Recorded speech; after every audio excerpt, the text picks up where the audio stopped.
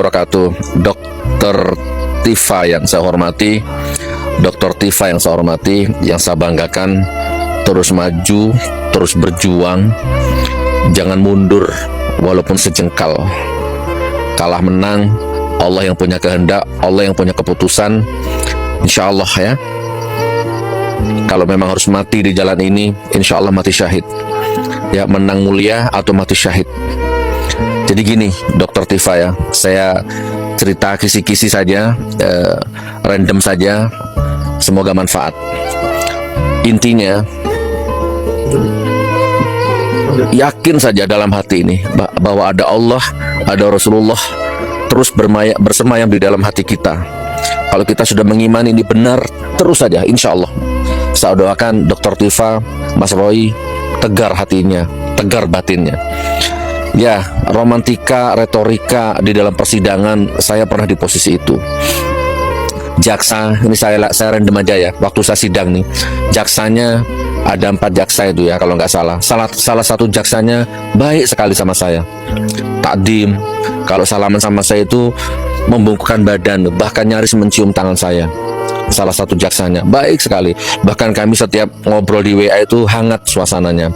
Bahkan saya pernah guyon, Pak Jaksa, aku gak salah loh, ojo dur-dur nuntut aku.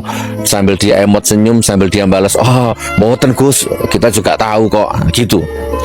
Tapi intinya begitulah. Makanya dengan sikap jaksa seperti itu, saya sempat bentrok ya, atau berbeda pendapat dengan lawyer.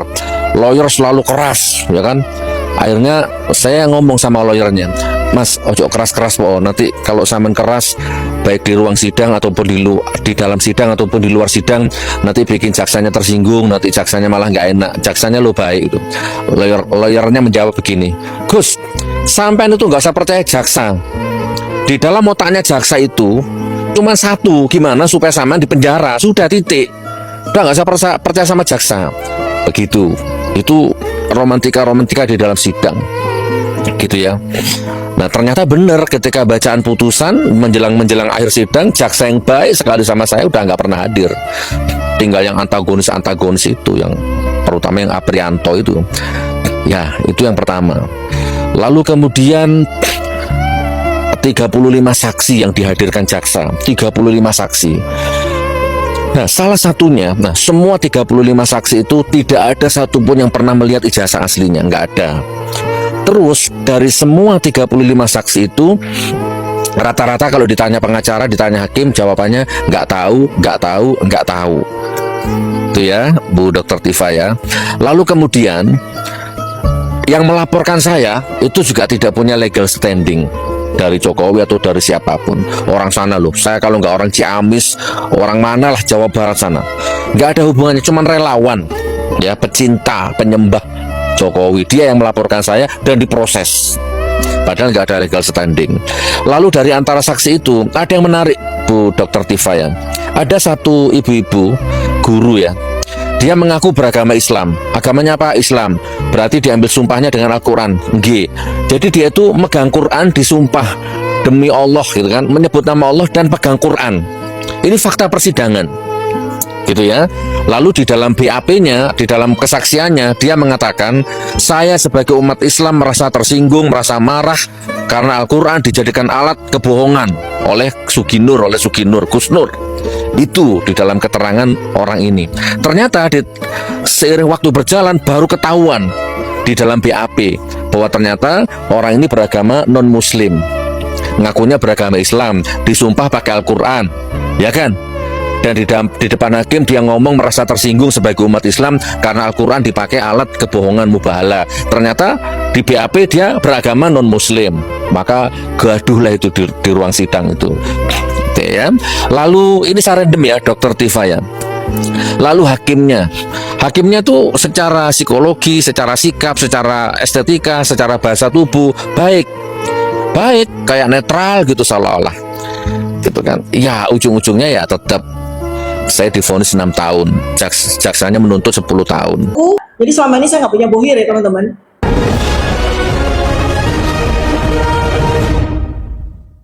Bismillahirrahmanirrahim. Assalamualaikum warahmatullahi wabarakatuh. Hasbunallah wa ni'mal wakil, ni'mal maula wa ni'mal nasyir, la haula wa la quwata illa billah. Saudara-saudara, teman-teman, sahabat-sahabat se-Indonesia, sebangsa dan setanah air, saya Dr. Tifa.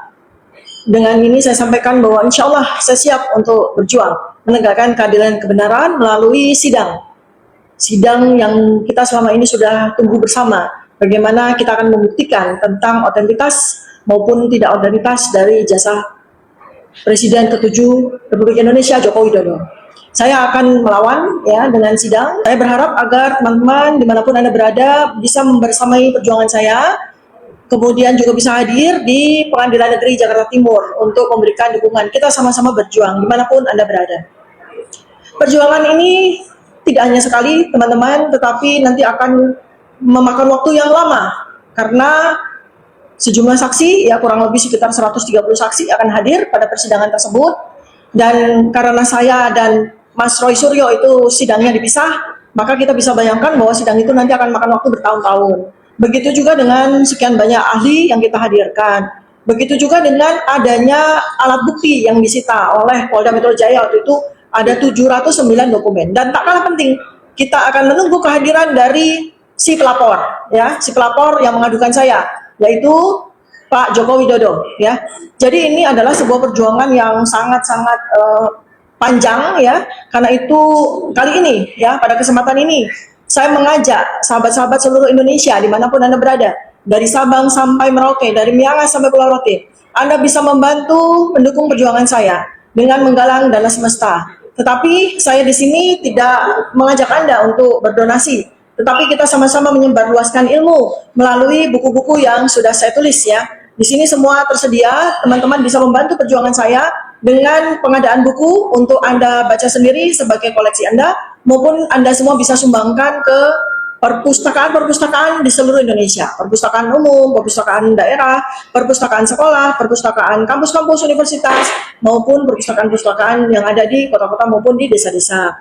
Jadi buku yang tersedia teman-teman, ya saya lebih senang dengan cara seperti ini ya teman-teman ya. Pertama, ini adalah sebuah cara bagi saya untuk mendapatkan dana untuk yang selama ini merupakan aktivitas saya dalam bidang sosial, menyebarluaskan ilmu juga.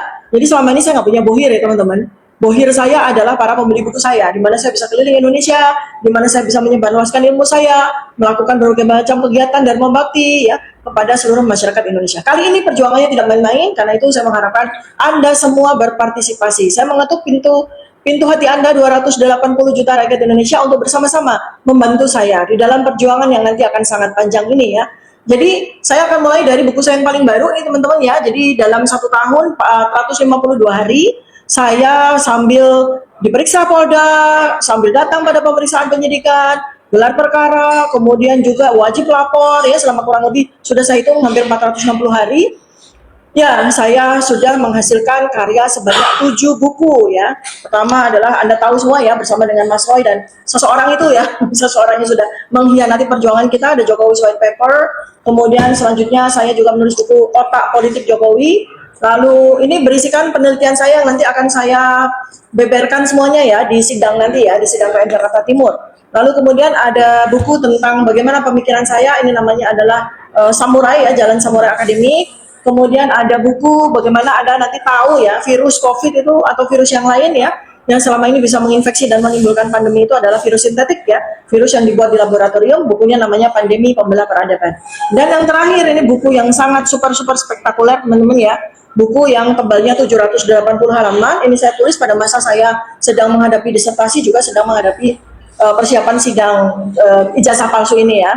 Jadi buku ini judulnya Kontroversi Vaksin. Bagi Anda yang menginginkan pengetahuan tentang vaksin, bagi Anda yang masih ragu-ragu tentang apa itu vaksin, aman atau tidak, bagi Anda yang masih belum punya keputusan apakah Anda ingin memvaksin anak Anda atau tidak, dan bagi Anda yang selama ini Halo teman-teman, jumpa bersama saya di Kacamata Dangi ya. Ini menarik sekali teman-teman, bagaimana kita melihat ya kasus daripada jasa Pak Jokowi ini cukup panjang teman-teman. Sampai menyita bahkan setahun atau 2 tahun belakangan ini ya. Roy Suryo, Dr. Tifa ini saat ini masuk ke tahap persidangan teman-teman. Baru minggu kemarin sidang pertama Dr. Tifa ya. Dan kalau kita melihat bagaimana Gus Nur ya memberikan pernyataan yang menohok sekali dan membela Dr. Tifa, teman-teman. Ini menarik sebenarnya ya. Ini sangat-sangat menarik. Bagaimana Gus Nur kita lihat adalah orang yang sangat kritis ya kepada Pak Jokowi sejak lama, teman-teman. Gus Nur pernah dipenjara juga, dan kali ini Gus Nur memberikan pernyataan dukungan kepada Dr. Tifa. Gus Nur mengatakan jangan takut Dr. Tifa, ya terus berjuang, ya kan apapun hasilnya itu adalah keputusan dari hakim. Menurut saya apa yang disampaikan Gus Nur tentu memberikan semangat bagi Dr. Tifa. Kalau kita lihat persidangan kemarin, teman, di hari pertama ya dibacakan dakwaan ya kepada Dr. Tifa, tentu ini menarik perhatian kita atas respon Dr. Tifa yang sangat berani dan luar biasa. Dr. Tifa bahkan mengatakan bahwa ia tidak akan mengajukan RJ atau restoratif justice, namun akan melakukan perlawanan, teman-teman.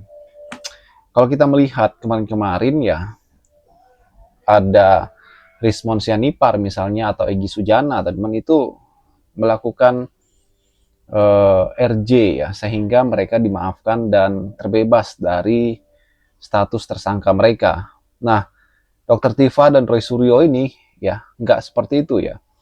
Kita acukan jempol lah bagi Dr. Tifa dan Roy yang berani ya, sampai detik ini pun mereka masih sangat berapi-api ya memberikan pernyataan-pernyataan di media sosial.